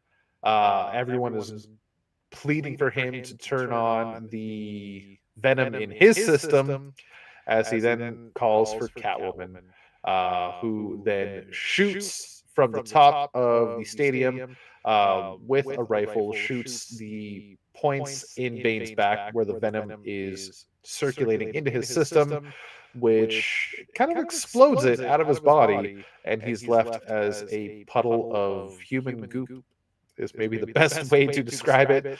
The battle is won. Batman is the victor, and then it is discovered that 2 days prior, he got Edward Nygma to use his brand new high-powered intellect to drain the last injection of venom out of his body, so he no longer has any venom, even if he wanted to use it. Selina takes off with the venom, heading far, far away on an airplane. Batman used his bat dump truck to get all the Bane goop as much as he could, and just drops it into Gotham Harbor. However, the brain, eyeballs, and spinal cord of Bane have been found by the Doctor, and is now being talked to by the Joker, who was technically his employer, and says, look, we know you wanted to retire, but now we're going to free you of the chain that was holding you down. And then they show a video of Santa Prisca, Bane's home, being bombed and exploded in a nuclear blast. And that's where the issue ends. The Joker betrayed Bane. Bane is all but dead. Batman is the victor, and this Batman is once again Batman AF. Holy shit, what an issue, what a fight. It was anime as fuck. It's probably the best way to put it, just with the way Bane was protruding muscles out of every possible place. Very, like, reminded me of, like, Attack on Titan in a way, just very disgusting. That is really the gist of it. It was one giant fight in an issue. A lot of it was backdropped with the B story, the backstory they've had with Waylon Jones's fight against Bibble Babowski in the past. That did get wrapped up, where Bruce ended up coming around to his side in the end and bet all of his money on Waylon, and Waylon won that fight. It was a whole big thing with Waylon and Croc and Batman and Bane, or Bruce, all coming together at the end. It was kind of a nice little tie-up there. Remains to be seen what's happening with Waylon after that. No, actually, no, I could be wrong. Maybe. No. He killed Waylon, didn't he? No. No? Didn't Batman slice him with the axe? I thought that happened. Maybe I just thought he did. No. Okay. I didn't. If that happened, then I don't remember that happening, and I must have glossed right over it, because them killing Waylon would have made me mad. Okay, no, I had it backwards. Yeah, so no, he just told Waylon to go. That's what it was. Yeah, so that's Waylon still alive. For now, we'll probably see him again in the future at some point. At least I hope so. Because I like that little friendship between the two of them. It was a nice little touch to the mythos. If you haven't read this issue, you know what happens now. But if you still want to read it, you will not be disappointed, because the artwork was fucking crazy. I told the story play by play for what happened in the fight, but I did not do it justice. I can tell you that right now. The how gruesome some of these shots are was fan-fucking-tastic, and it's worth it just to look at the pictures. So this is getting a 9 out of 10. If you say so. I do say so. Do you not? Yeah. My brain, man. I was gonna say, hey Brandon, what did you think first? But it's okay, I guess. I feel like the art is just gross to be gross and not really telling a story at all. I didn't feel like it was anime. I feel like muscles upon muscles upon muscles looks like My Hero Academia, not like Dragon Ball, whatever the fuck that is. That's all on the dialogue, man. I wish I liked this more. It was one of the better issues. But it still felt like a bit of a chore for me to get through. I gave it a 7.5 out of 10. Fair enough. Is it? Do you think so? Yeah. You think I was being fair? No, but no? I'll let it go. Fair enough.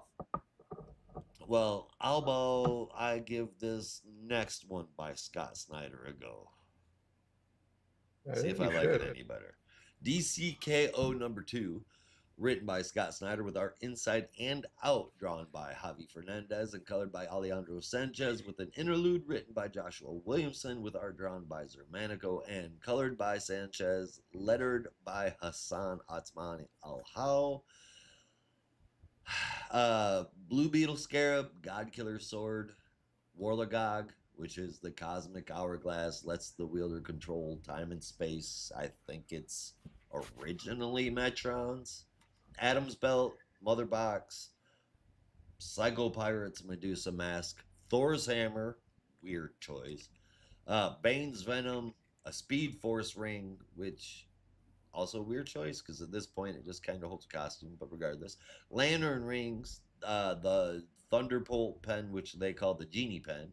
The Claw of Horus, which is a weapon for... Brandon, correct me if I'm wrong here, but the Claw of Horus is a weapon that was made, I can't remember by who, for Hawkman out of his spaceship?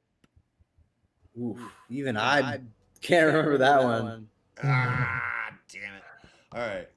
Katana's Soul Taker. The Claw of Horus? Yeah. Yeah.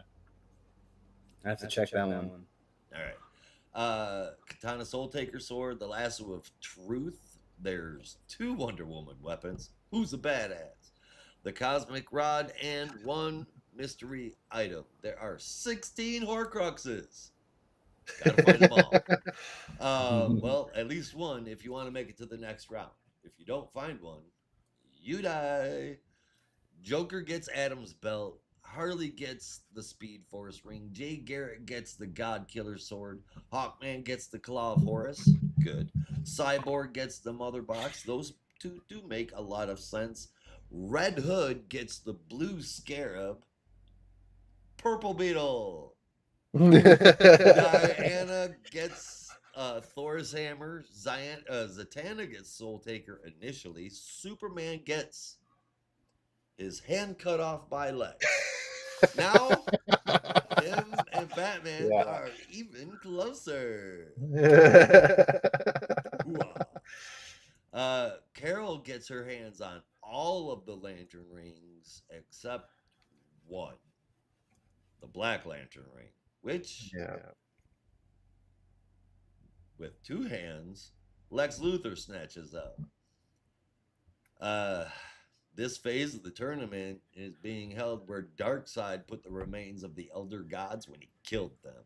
So, a lot of powerful dead here. Now Lex resurrects them and kills the heroes. Right before he's about to kill Clark, Clark remembers the rules of the game. Find the objects, yeah, but also follow the example of Darkseid and you shall be rewarded. Well, Darkseid sacrificed his life to be more. So Superman, using the shards of kryptonite that were just exploded into him by Lex when he cut his hand off, he pushes it deep in and goes good night forever. Well, not forever. That's the ticket, because that is the mystery item. Superman now has been granted the Omega Sanction, the power of Darkseid itself. Superman kills the Elder Gods quickly, just as Darkseid did. Just as he's about to kill Luthor, Guy Gardner finds the last item, and the tournament is over. The survivors that move on to the next round are Joker, Etrigan, Jay Garrick, Superman, Hawkman, Lobo, Zatanna, Guy Gardner, Lex Luthor, Harley Quinn, Red Hood, Aquaman, Diana, Captain Atom, Swamp Thing, and Cyborg. But there's more. I found Darkseid. Darkseid grabs Time Trapper by the throat as he says it's time for him to enter the tournament. Darkseid is Booster Gold. I'm really picky about themed, I guess is the right way to say it. Themed letterboxes for dialogue. Sometimes it's really hard to read. The Batman Who Laughs used to drive me crazy. Atman Al-How does a fantastic job here. I just wanted to throw that out there. The last picture of Diana on that 16-panel page didn't look the greatest. Gonna just throw that out there too. The rest of the art did, though, for the most part, like, really good. I thought the issue was pretty dang good too. I enjoyed the hell out of it. With Booster Gold being Darkseid, is he possessed somehow? Is he under mind control? Is that even really Booster? Because throughout this whole thing up until this point, we've always heard that Booster is the key to defeating Darkseid, right? So Supposedly, yeah. Because that's why the Legion was keeping him prisoner, right? There's so much of that I don't know, but that's because of who's at the helm. It was a fun read, though, introducing concept other than just that person punches this person was a good idea, and it makes this tournament work a lot better for me. And the craziness of who got what weapons means the tournament's completely fucking bonkers. Up to the end, it's unpredictable. I think we all know that the good guys win, though. A little funky, but it's going to happen. And if you don't, then that means, hey, cool, another great universe-wide reboot. Woohoo! 8 out of 10.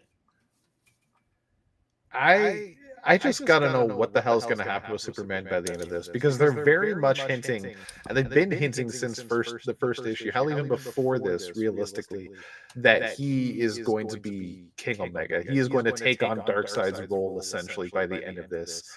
Where does that put him? Superman, Time Trapper, and Booster Gold. Yeah.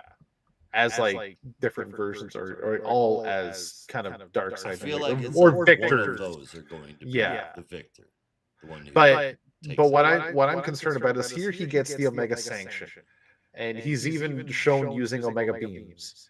So he's getting more and more dark side esque, and that was one of the rules of this contest is to win. You need to think like Darkseid. You need to be like Darkseid, and it's the complete opposite of what Superman wants to do.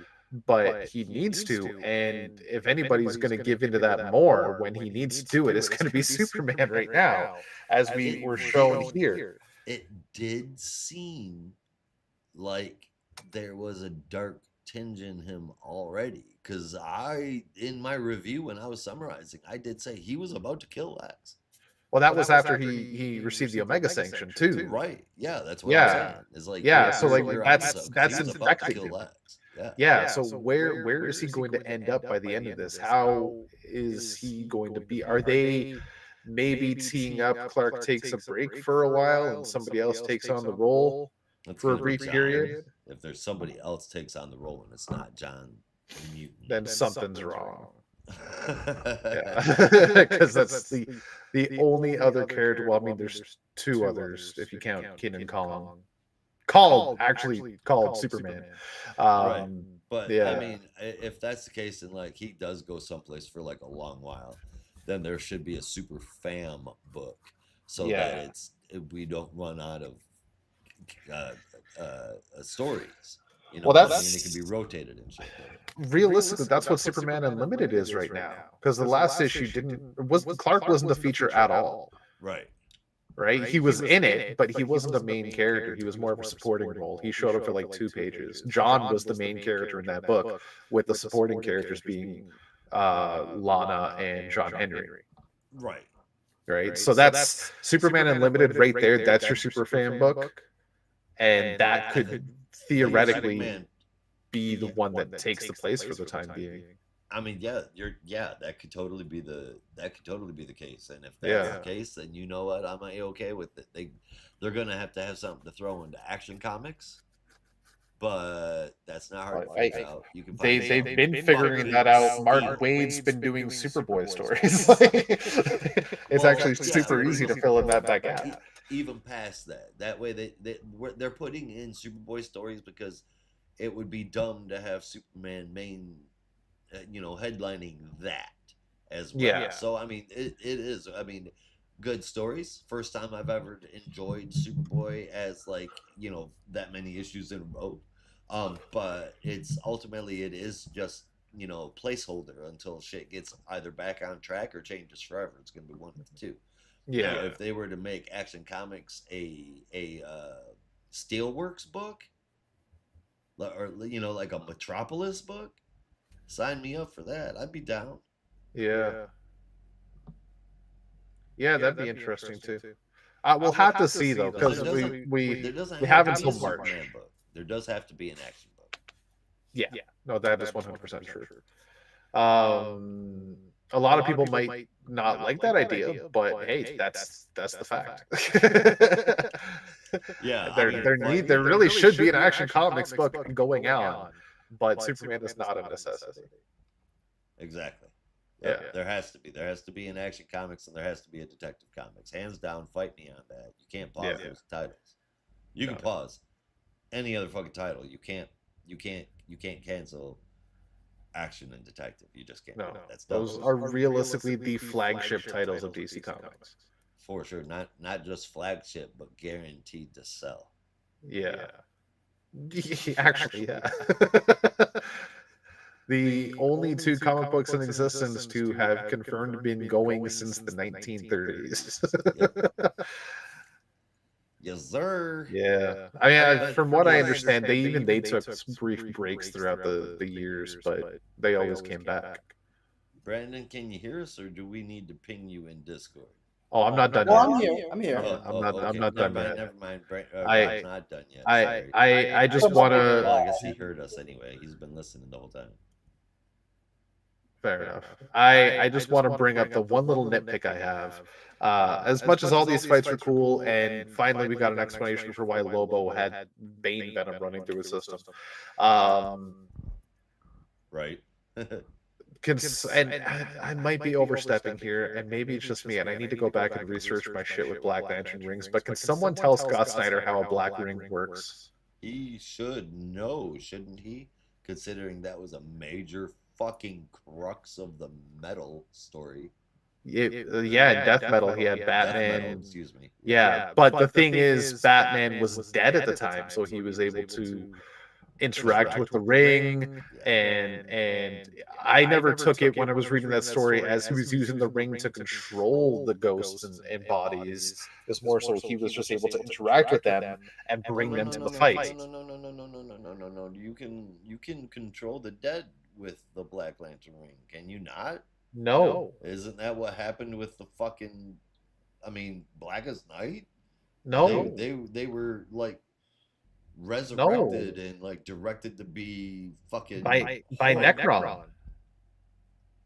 That was it. The ring brought them back to life, and the ring controlled them. Right? But there wasn't one person using a ring that controlled them. It was the ring that brought them back to life, and that was it. I'm sorry. I see what you're saying. Okay, as far as that goes, I think it's just because it was in where it was at, just because it's part of the fucking tournament. I fucking hope so, because that nitpick is a big nitpick for me. I totally get where you're coming from now. That there's only one being that can willingly raise the dead and control them, and that was Necron. Maybe Black Hand, but Necron 100%. Any old schmuck just putting on a black ring should not be able to do that, because all the black ring is able to do to a normal person is bring them to life and turn them evil. They want to feed on emotion. That's all it is. Yep. And the easiest emotion to get is fear. Exactly. So there's absolutely no reason that Lex should be able to bring all those dead gods back to life. that's my only nitpick in this entire fucking story. Giving him the Black Lantern ring gave him the powers of Necron, not Neuron. Jesus. Yeah. I don't know. I didn't like that, but I like that Carol got all the rings. I'm at the same time fucking curious. What Carol? Where did they get those rings? Can she use them all? It's and also the Speed Force ring giving Harley actual Speed Force abilities was kind of weird. Yeah, I'm taking it event wise. You know what I mean? Yeah, it's just some of the stuff was a little iffy, but because it always is anymore. That's all it is anymore. The Thunderbolt pen seemingly did nothing. No, and why are they calling it the Genie pen? Weird. I mean, I know the Thunderbolt is a genie. Yeah, but it's called the Thunderbolt pen. Come on, guys. Yeah. You know what it is? It's so cool. So cool. Yeah. You know what else is cool? DCKO number 2, I'm going to give an 8.75 out of 10. 8.75. Hoping is my lowest score of this run. I need to go back and check what I gave DCKO number 1, because I don't remember now. All right. Well, that's it for DCKO. I think I did. Yeah. All right. I'm so disappointed Brandon didn't get a chance to read those, man. Both of those books were books I was looking forward to hearing from him on, but I know he'll squeeze them in when he gets the chance. Yeah. All right, Brandon, we're done. One he did squeeze in is Superman. Brandon. You hear, homie, or do I need to tag it? There we go. I muted. I have 9 minutes, so we gotta. All right, we'll run this through. We are on Superman. Take it away. Number 32, written by Josh Williamson, with art by Eddie Barrows, inks by Heber Ferreira. colors by Alejandro Sanchez, and letters by Ariana Mara. There's two main parts of the story. Lois and Prime continue fighting the Legion of Darkseid. They're saved by Superman bots, which Prime digs out of mothballs in the Fortress of Solitude. And Prime tells Lois they need to get to the Time Trapper to find out what really happened to the real Superman. Lex, meanwhile, fools the League into thinking the villains were sent to the Phantom Zone, when in truth, some were sent to the Legion of Doom headquarters, where Lex agrees to work with some of the Legion of Doom and supply them with exosuits and a plan to face the League, which they do. We also get teed up for the next two fights, Superman versus Captain Atom and Lex versus Etrigan. It's kind of like a very Cliff's Notes version of it, so if I missed anything that was vitally important, please let me know. But I believe that's everything. Yeah, I think you got it all. Mostly just kind of recap, getting everyone to presumably where they will be in DCKO, which I have not read. Issue was cool.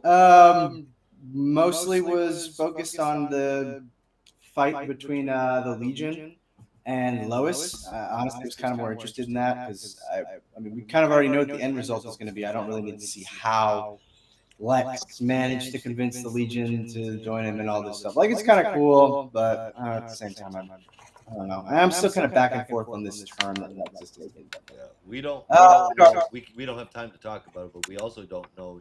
You know, Prime now knows about the tournament, so he could also be like one of the winners. He could also be the winner. It doesn't seem like it, unless they decide to do an upset. It seems more like he's just going to go on his little magical mystery tour with Lois to try and find Superman. But I don't imagine he's going to be a participant, although anything could happen. But no, this issue is fine. Not much to say. Just kind of, there. Advancing this story with Prime and Lois, but not really adding too much to the DCKO stuff. So I give it a 7.5 out of 10. It's okay, but not really much to say. I mean, I didn't have much to say either. I didn't think it was really much of anything at all. Some pretty damn good pencils, good color. The rest was just typing. This didn't add anything to the story at all, as far as I was concerned. I gave it a 6 out of 10. I rather enjoyed it. I have been enjoying this run with Superboy Prime recently, especially all his fourth wall breaks. It's just it's a little bit of fun on the outside. But I feel like this issue might have been geared towards me because I also really enjoyed that Superwoman miniseries from a while ago. I say miniseries, but it was 18 issues, so it's whatever. I'm giving it an 8.5 out of 10. Right on. All right, and that is it. All of our books have gone up and away. It is time for our top 3 favorite moment and favorite cover. I will start with top 3. Oh, Brandon. Ooh.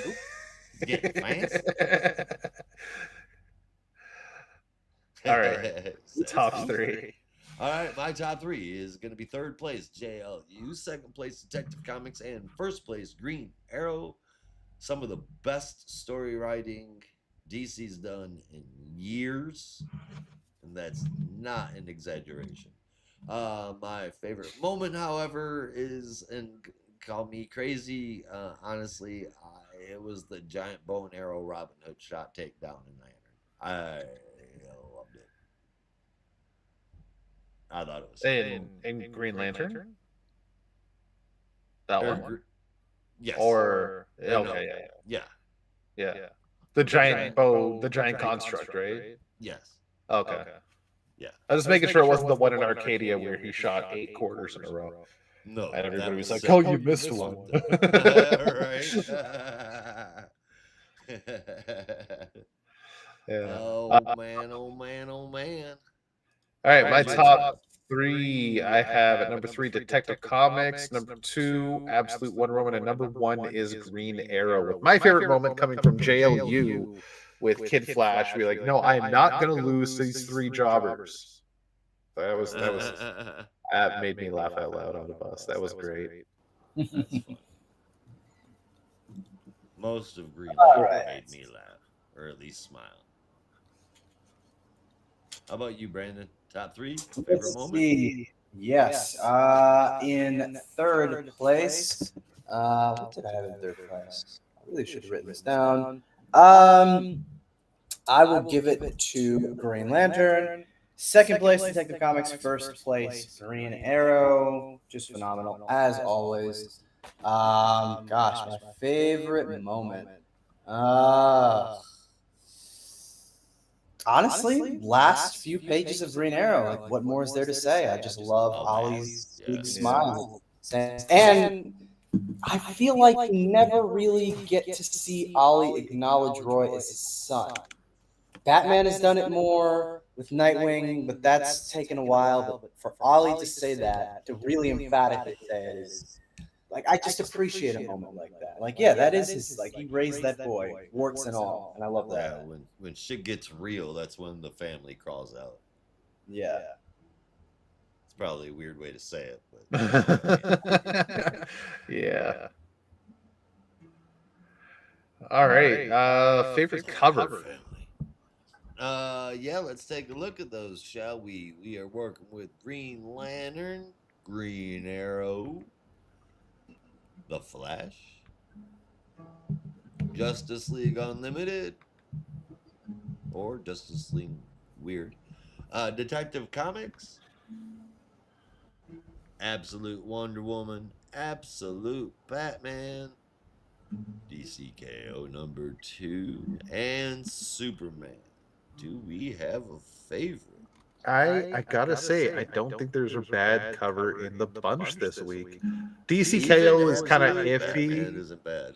Yeah, DCKO is iffy because a lot of the artwork is covered by the title, and I haven't read it physically yet. So I don't remember if that's got like an inside cover where you see the full image, but I've seen the full image. We all have, and it is stellar. But I'm fucking torn between Detective Comics, Absolute Wonder Woman, and Green Lantern. But I think I got to give it to Green Lantern. Just that shot of the two of them smashing through a window dynamically, just ready to fight. It felt so good. Right? Definitely. All right, Brandon, what did you have for your favorite color this week? Cover this week. Gonna have to double down with Green Arrow. That was also an excellent one. I'm a sucker for the Green Arrow cover or Green Lantern? Green Arrow. All right. That one is definitely badass. Mine, hands down, like Rob said, all of the covers were really good. I usually shit on Absolute Batman with Dragona's art, but this week's was fucking great. It really was. However, it's not my favorite. My favorite is going to be this one, and it's because Superman is like, all right, I guess, thanks. Yeah. He needs the brains, not the brawn in this story. Lois here on the cover, front and center, even doing the detective work while Batman stands aside. I thought that was dope as fuck, and this is easily my favorite cover this week. And we are at it. 5 o'clock out the door, and that means we've got to go. Thank you, everybody, for watching. We will be back next week covering all of DC's weekly releases. Same Geek Time, same Geek Channel, and that is the show. We're getting out of here, so you'll have to as well. Get out of here. You got work to do. And be careful out there. Remember, in the Geek Matrix, everybody has a home. In the Geek Matrix, you are not alone. Peace.